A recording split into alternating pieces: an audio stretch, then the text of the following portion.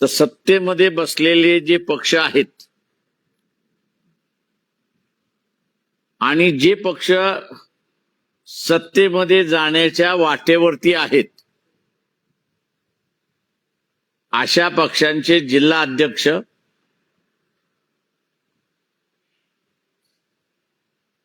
पंचायत समितीचे सदस्य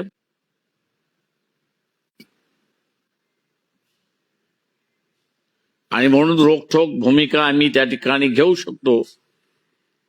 हे आंदोलन आणि साखरेचा भाव हा पुन्हा कमी करायचा असेल तर जनतेने हे आंदोलन आपल्या हातामध्ये घेतलं पाहिजे आणि जनतेनेच उतरलं पाहिजे.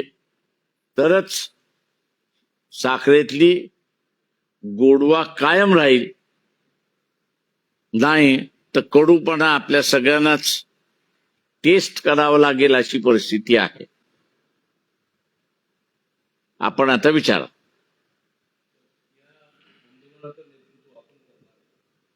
जनतेने हे आंदोलन केलं पाहिजे. आम्ही असताना त्यांच्या बरोबर राहणार. जनतेने सुरुवात केलं की आम्ही त्यांच्या बरोबर राहणार. बघा, हे व्यापक आंदोलन आहे.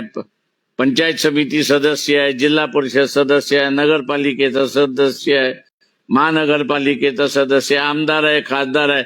या सगळ्यांच्या घरासमोर तुम्हाला निदर्शनं केल्याशिवाय आत्ता गत्यंतर नाही.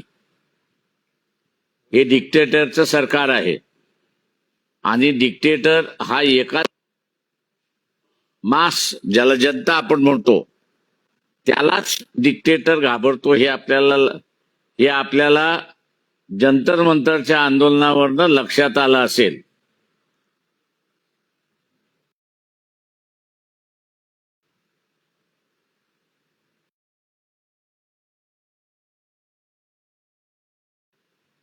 सरकारने सामान्य जनतेला प्रत्येक गोष्टीसाठी लाईनीमध्ये उभं करून टाकलेलं आहे, ताकी त्यांच्या या योजनेकडे कुठे त्यांचं लक्ष जाऊ नये आणि प्रत्येक गोष्टीला केवायसी करा उभं करून टाकलेलं. हो, मान्य आहे ना तुमचं की त्यांनी प्रत्येक गोष्टीला लाईनीमध्ये उभं राहिलेलं आहे.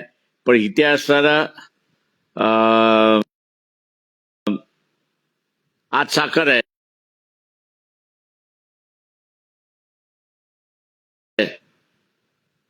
उद्या अजून काहीतरी होईल. हे माफियाचं सरकार आहे. जेव्हा माफिया काय प्लॅनिंग करतो काय कोणाला माहिती. त्यांनी प्लॅनिंग करून बाहेर काढलं की आपल्याला कळतं की हा प्लॅनिंग हे ज्यांचं झालं. तुमचं म्हणणं बरोबर आहे की त्यांनी सगळ्याच गोष्टीला असताना रजिस्ट्रेशन केलेलं आहे.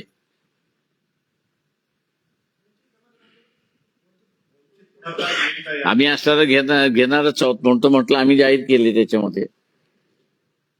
T20 लॉन्च करताना त्यांनी सांगितलं की पेट्रोलची भाव कमी होती. मात्र इकडे बघितलं तर साखरेचंही निर्यात वाढली, त्याचे भाव वाढले आणि पेट्रोलचे भाव जसे तसे आहेत. दोन्ही पण पिळून होते नागरिकांनी. नागरिक उतरला तर भाव कमी होतील. नागरिक जोपर्यंत उतरत नाही तोपर्यंत भाव कमी होणार नाही. काही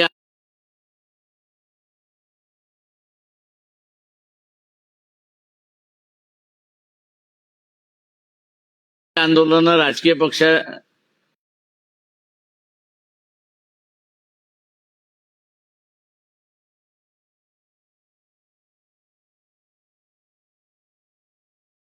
नी केले की त्याच्यातला असणारा परिणाम होतो.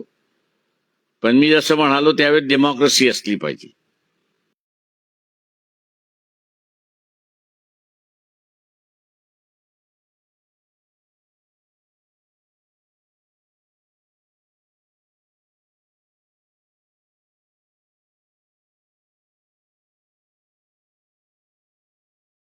इथं डेमोक्रेसी संपलेली आहे, हुकुमशाही सुरुवात झालेली आहे. आणि हुकुमशाही कोणाला घाबरतो तर जनतेला घाबरतो. जंतर मंतरवरनं दिसलेलं आहे. लोकांनी उतरावं, यांच्या घरासमोर निदर्शनं करावी, तिरंगा घेऊन यांच्या घरासमोर तिरंगा घेऊन यांच्या घरासमोर निदर्शनं करावी आणि जनतेने ही हिंमत दाखवलीच पाहिजे.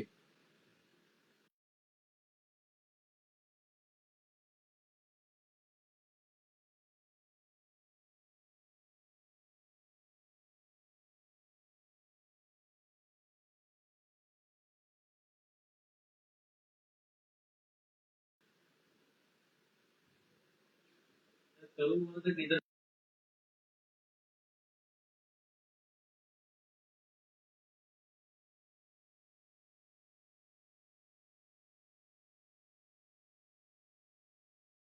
निदर्शनासाठी पुढे आला. पोलीस प्रशासनाच्या माध्यमातून जाहीर वक्तव्य केलं जातं की तुम्ही जर निदर्शन करत असाल तर तुमचं कॅरेक्टर खराब होऊन जाईल, भविष्यात तुम्हाला काही मिळणार नाही. एक गलत दिल्लीमध्ये असताना मी तिथे म्हणालो होतो, पोलीस असं सांगायला लागला की त्याला ठोकायला सुरुवात करा. शेवटी असणारं जे आहेत, मालक ही जनता आहे आणि मालक ही जनता असल्यामुळे कायदा आणि सुव्यवस्था करण्याची जबाबदारी ही जनतेची आहे, पोलिसाची नाही. तेव्हा ती घेते अशी परिस्थिती. आणि 2,10,000 हे एवढे काढले जाणार आहेत.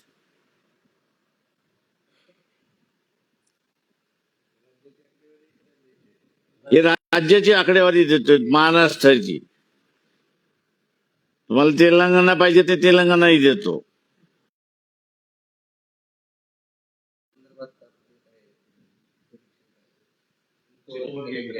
बहुजन आघाडीची त्याबाबतची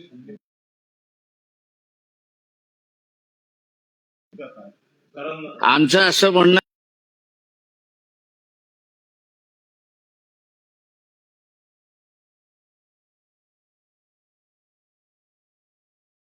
असं आहे की सवर्णामध्ये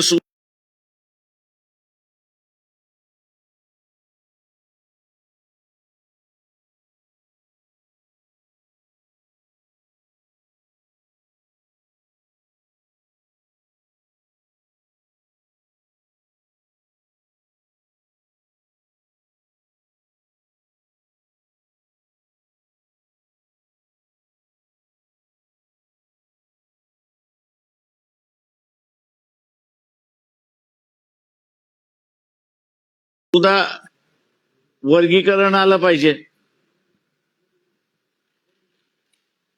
समाजाच्या एका भागामध्ये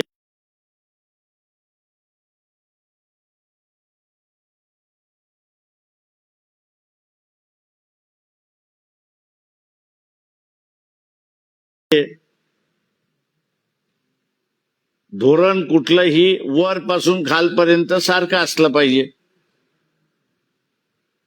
तेव्हा जरांगे पाटलाला माझे असणारं आव्हान आहे, त्याला समजत नाही हे तर मलाही माहिती आहे. काका त्याच्याबरोबर जे बुद्धिमान लोक आहेत ते सुद्धा आता कंटाळलेले आहेत. मराठ्यांना आरक्षण पाहिजे असेल ते त्याला म्हणा 50% वर्गीकरणाचा लढा सुरुवात कर.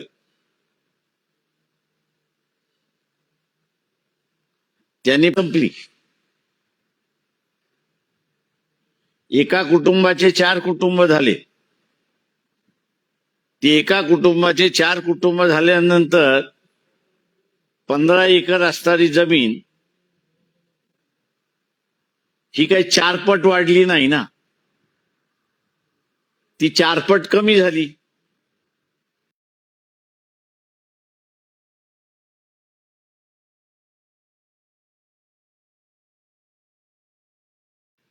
त्याच्यामुळे समृद्धी जी होती ती कमी झाली.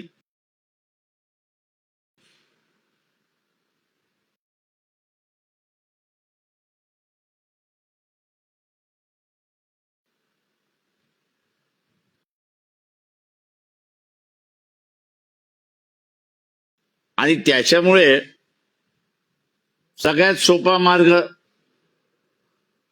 इथल्या राजकीयांना आरक्षण मागा म्हणजे तुझे प्रश्न सुटतील.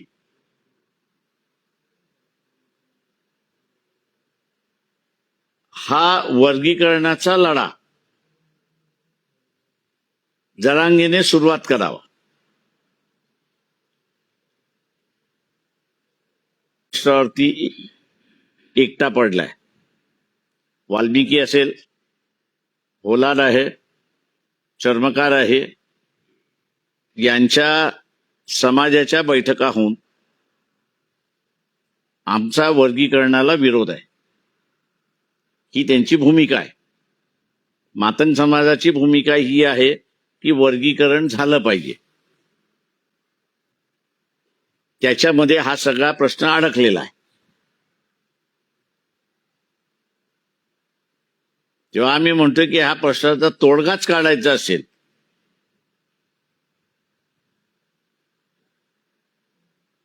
तर आरक्षण हे 50% आहे.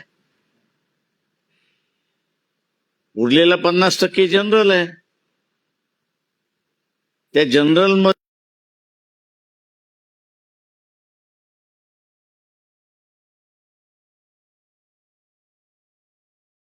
मध्ये सुद्धा हा वर्गीकरणाच्या माध्यमातून न्याय मिळतो.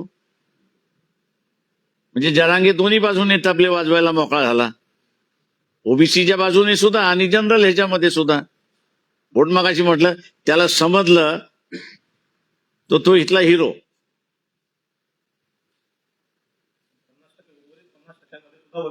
50 उरलेल्या 50% एखादं धोरण अर्धवट नाही ना तुम्ही लागू करू शकत. आता जसं मी म्हणालो की एससी मध्येच ट्रायबल तर विरोधातच आहे पूर्णपणे वर्गीकरणाच्या.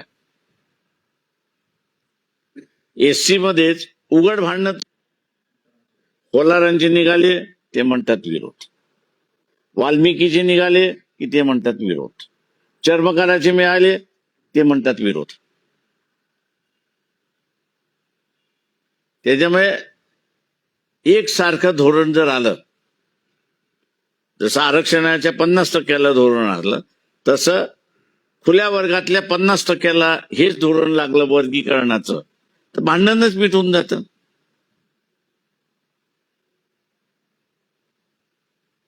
वर्गीकरणाचा मुद्दा पुढे करण्याचा शासनाचा काय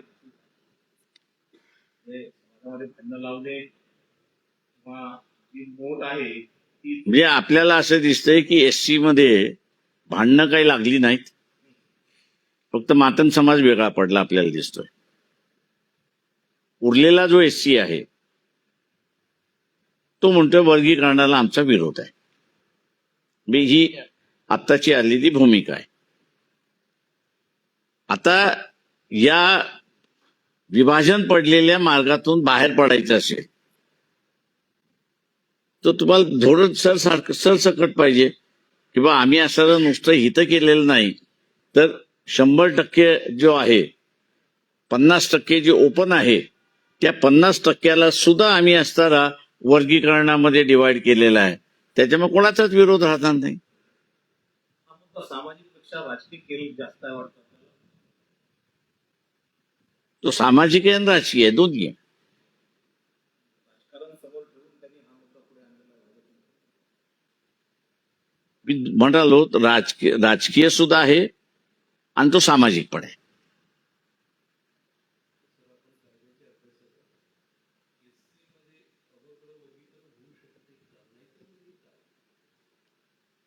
मी मागेही म्हणालो होतो की गवईंनी दिलेला निर्णय पूर्णपणे, गवई आणि चंद्रचूडने दिलेला निर्णय पूर्णपणे बेकायदेशीर आहे. वर्गीकरण करायचं की न करायचं हा अधिकार पूर्णपणे पार्लमेंटला आहे.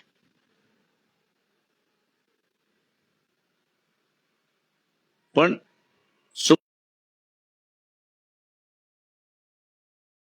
सुप्रीम कोर्ट आहे,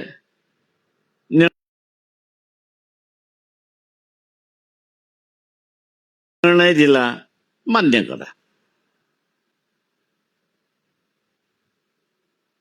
आता मान्य करत असताना लोक समोर आले, काही जण म्हणाले आम्ही वर्गीकरणाच्या बाजूने आहोत, काही जण म्हणाले की आम्ही वर्गीकरणाच्या विरोधात आहोत.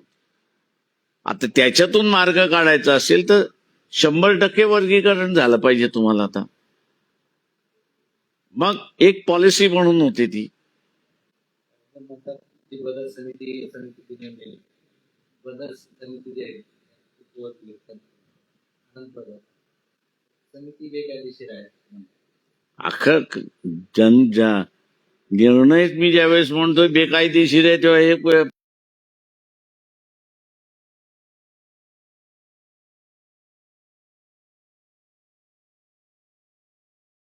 फांद्या कुठं घे विचारायला लागलाय तुम्ही? नाही नाही त्याने जी झाडच बेकायदेशीर म्हटल्यानंतर फांदी सुद्धा बेकायदेशीरच झाली ना.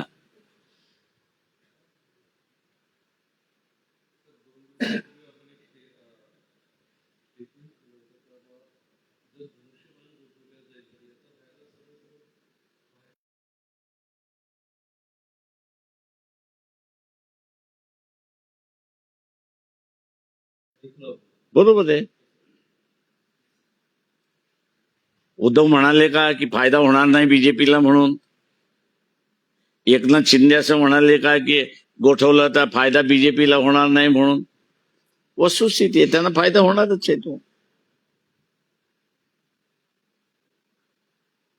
भगदड मागणारच आहे. उत्तराखंडमधल्या हिंदुत्वाची घटना आणि काँग्रेस समोर काय वाटतं?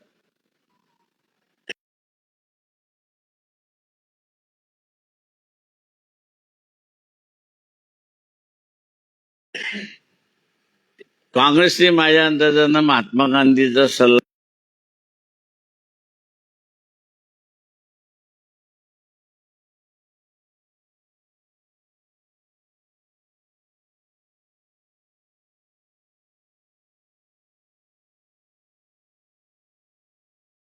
मान्य केला पाहिजे.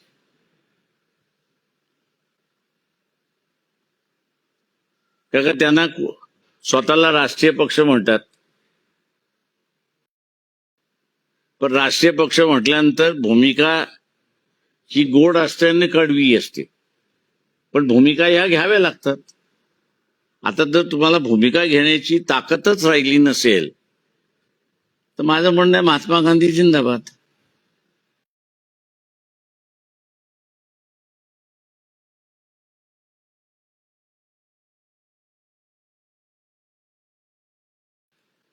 त्यांच्या राष्ट्रीय अध्यक्षाचा एवढा अपमान होत असताना त्यांचा कोणताही नेता रस्त्यावर उतरला नाही. नवीन नाही, बाबू जगजीवन रामचा सुद्धा अपमान माझ्या अंदाजानं जनता दल